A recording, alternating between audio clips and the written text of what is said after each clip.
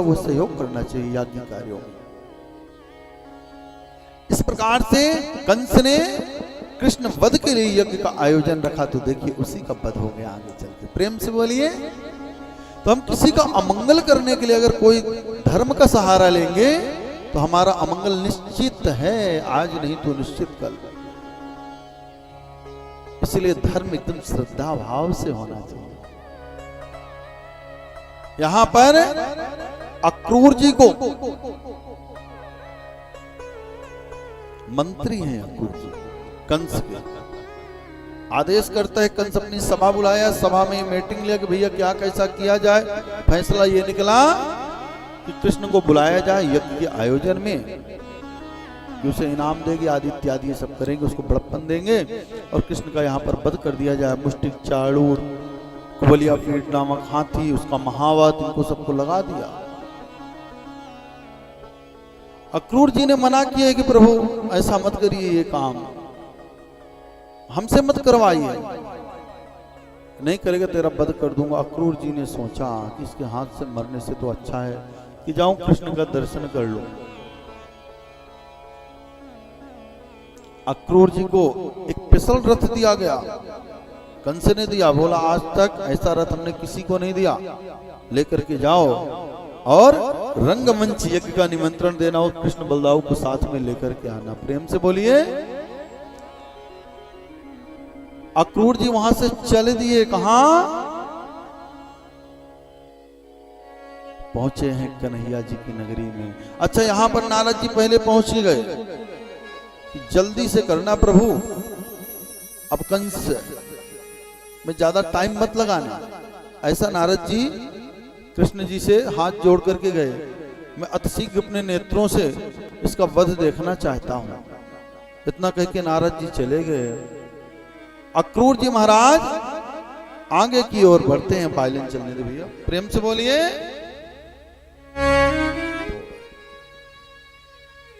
अक्रूर जी महाराज चल दिए। अक्रूर जी जो ही पहुंचे हैं तो श्री कृष्ण के चरण, जहां जहां चरण पड़े थे, उन चरणों को देख करके रथ से उतर आए। और रथ से उतरने के बाद में उन चरणों को मस्तक पर लगा लगा करके लेटते हुए पहुंचे हैं। कहां पर? ब्रिज में। ब्रिज में पहुंचे हैं। वहां पर शाम का समय था। नंद बाबा दूध लगा रहे थे गौ माता को। पहुंच तो दिन में ही गए थे, लेकिन दिन में उनकी हिम्मत नहीं पड़ी जाने। शाम को पहुंचे हैं, श्री कृष्ण से मुलाकात हुई। पहले तो नंद बाबा से मिले, फिर श्री कृष्ण से मुलाकात हुई। कृष्ण जी से कहते हैं कि अति शीघ्र मैं देखना चाहता हूं वध हो कंस का आपके हाथों से। इस दुष्ट आत्मा ने अनेकों प्रकार के पाप किए हैं, अब आपका वध करने के लिए आपको बुलवाया है। इस प्रकार से अवगत करा रहे हैं, बता रहे हैं। वेद व्यास जी महाराज कहते हैं, एक बार प्रेम से बोलिए और भाव से बोलिए। श्री वेद व्यास जी महाराज लिखते हैं कि बड़ा ही दुखित भाव से हैं, मन से हैं। शाम हुई, श्री कृष्ण को मालूम पड़ा कि अब मुझे चले जाना है, वापस कभी लौट करके नहीं आना है। नंद राय से सारी बात बताई। नंद बाबा जब सुने कि हमारा कन्हैया कृष्ण अब चला जाएगा, बड़ा अंदर से वह प्रसन्न है। और यशोदा मैया ने जब सुनी तो अंदर से दुखित हो गए। यशोदा मैया दुखित है कि कन्हैया चला जाएगा, और नंद बाबा के मन में यह सुख है कि अब मेरे बेटे का नाम होगा। प्रेम से बोलिए। पिता का एक ही धर्म है। जिस पिता ने अपने पुत्र को विद्या का ज्ञान नहीं दिया, वह पिता कहलाने लायक ही नहीं। और जिस माता ने अपने पुत्र को स्तनपान नहीं करवाई, वह माता नहीं, कुमाता वह ओरिजिनल है। प्रेम से बोलिए।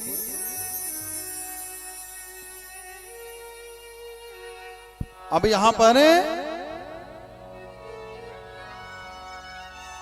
कन्हैया जी महाराज को मालूम पड़ गया अब मुझे चले जाना है, वापस मुझे आना नहीं है। यशोदा माता बहुत दुखित हैं।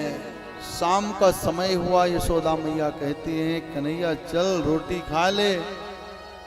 रोटी खाने के लिए कन्हैया जी कहते मुझे नहीं पाना है। रात्रि आगे की ओर बढ़ी। कन्हैया जी कहते हैं मैया देखिए आज यशोदा मैया और कन्हैया दोनों सामने सामना नहीं होते, बात तो कर रहे हैं लेकिन बस अलग अलग दिशा में देख करके कर रहे हैं। बहुत दुखित हैं यशोदा मैया। कन्हैया जी कहते हैं मैया लोहरी नहीं सुनाओगी, कथा नहीं सुनाओगी? मैया कहती है नहीं सुनाऊंगी। एक ही खाट पर माँ बेटे दोनों सोते हैं। यशोदा माता कन्हैया जी उस दिन रोज चिपक करके कन्हैया जी सोते हैं और उस दिन कन्हैया जी उधर करवट लिए हैं, यशोदा मैया इधर लिए। बड़ा मन दुखित है, बहुत विरह में है यशोदा मैया। रात्रि हो गई, यशोदा मैया सूर्य भगवान से याचना करती हैं सूर्य देवता आप सुबह में मत उगना, नहीं हमारा कन्हैया चला जाएगा। सब कुछ मालूम पड़ गया यशोदा मैया को, अक्रूर जी ने सब कुछ बता दिया। सुबह हुई, सुबह होते ही कन्हैया जी कहते हैं मैया मुझे रोटी दे दे। मैया सब कुछ भूल गई, रोटी चना चवेना सब कुछ भूल गई। कन्हैया की विरह में, कृष्ण की विरह में आगे की ओर बढ़ते हैं श्री कृष्ण। गोपियां पूरा घर के चारों तरफ खड़ी हुई हैं। श्रीदामा मधुमंगल सब खड़े हुए हैं। सबको श्री कृष्ण समझाते हैं, सब कहते हैं नहीं रे कान्हा तेरे बगैर हम जीवित नहीं रह पाएंगे, तुम मत जा। गोपियां कहती हम रथ को आगे ही नहीं बढ़ने देंगे। रथ के सामने गोपियां लेट जाती हैं। श्री कृष्ण फिर से अपनी माता यशोदा के पास आते हैं, कहते हैं माता तू आज हमारो श्रृंगार नहीं की है, गुंजा माला हमें आज तू नहीं पहनाएगी क्या? कन्हैया को यशोदा मैया कहती हैं अब तो तू चला जाएगा बेटा, मुझे मालूम है तू लौट कर नहीं आएगा। मुझे पहले मालूम नहीं था तू देवकी का लल्ला है, नहीं मैं तुझे लाठियों से जो मारती थी तो मारती नहीं।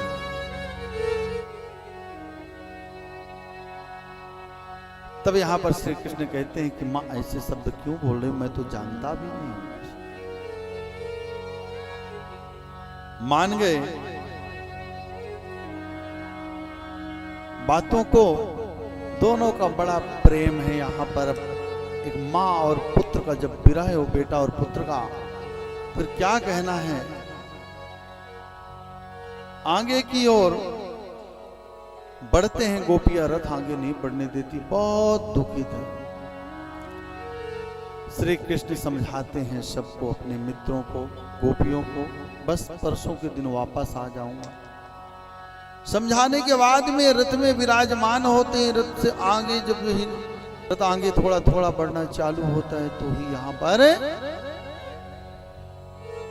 यशोदा मैया पुकार लगाती हैं लल्ला अपनी रोटी लिए जा, अपना चना लिए जा। बात को सुनकर के रथ को रोक दिए। फिर से उतर कर आए हैं श्री कृष्ण भगवान, फिर से मिलते हैं अपनी माँ से। फिर से दोनों का, पुत्र और बेटे का मिलन हो रहा है। यशोदा मैया को कंफर्म मालूम है अब लौट करके कान्हा आने वाला नहीं। चल दिए आगे की ओर, रथ जा रहा। सभी ग्वाल बाल गोपियां सभी रुदन कर रही, सभी ब्रजवासी रो रहे हैं कन्हैया जल्दी आना, कन्हैया जल्दी आना। गोपियां कहती हैं कि जब तक तू नहीं आएगा तो हम ऐसे ही अनशन व्रत में बैठी रहेंगे, न स्नान करूंगे, न भोजन करूंगे, न भजन करूंगे, कुछ नहीं, बस तेरी राह देखते बैठी रहूंगी। ऐसा प्रेम होना चाहिए ठाकुर के प्रति, परमात्मा के प्रति, प्रभु के प्रति। रथ आगे की ओर बढ़ा, जो ही आगे बढ़ा अक्रूर जी, जितना रथ आगे बढ़ता है उतना ही अक्रूर जी के मन में चिंता बढ़ती जाती है कि कंस बड़ा ही बलशाली है, वध कर देगा। रथ आगे बढ़ता जा रहा है, इनकी चिंता बढ़ती जा रही कि कृष्ण मारे जाएंगे, बलदाऊ मारे जाएंगे। प्रभु उनके मन की बात को भाप गए। प्रभु कहते हैं अक्रूर जी से कि रुकिए थोड़ा, मैं यमुना जी में स्नान कर लूं। मतलब व्यास जी महाराज लिखते हैं, तस्योद संगे घन श्यामम पीत कौशियवाससं पुरुषं चतुर्भुजं शांतम पद्यपत्रारुणे क्षणम। वहीं पर रोक देते हैं और अक्रूर जी से कहते हैं, अक्रूर काका आप कुछ समय के लिए यहाँ रुके, हम यमुना जी में स्नान करके आते हैं। नीचे उतरे। देखिए एक एक कड़ी हमको आपको मालूम होना चाहिए। उतर करके मन में क्या इच्छा हुई, विराजमान हो गए। कहते काका पहले आप ही स्नान कर लो, आपने रथ रुकवाए थे इसलिए आप ही पहले जाओ। अक्रूर जी उतरते हैं और जा करके यमुना जी में जो ही डुबकी लगाते हैं तो वहां पर देखते हैं कि सेम मूर्ति जो रथ में विराजमान है वो यमुना के जल में नीचे है, चतुर्भुज रूप में। उनको ऐसा लगा कि हमारे मन में कोई संशय, कोई भी चीज एक बार हम देखने के बाद भी भरोसा नहीं कर पाते कि सही है कि नहीं। ऊपर आए देखे तो फिर रथ खड़ा है, वहीं पर विराजमान है हमारे प्रभु ठाकुर। फिर से डुबकी लगाए और जो ही दूसरी बार डुबकी लगाए तो देखते हैं कि सारा संसार, पूरा ब्रह्मांड इनमें समाहित है, इनकी सेवा कर रहे हैं। यक्ष नाग किन्नर देवी देवता गंधर्व ऋषि मुनि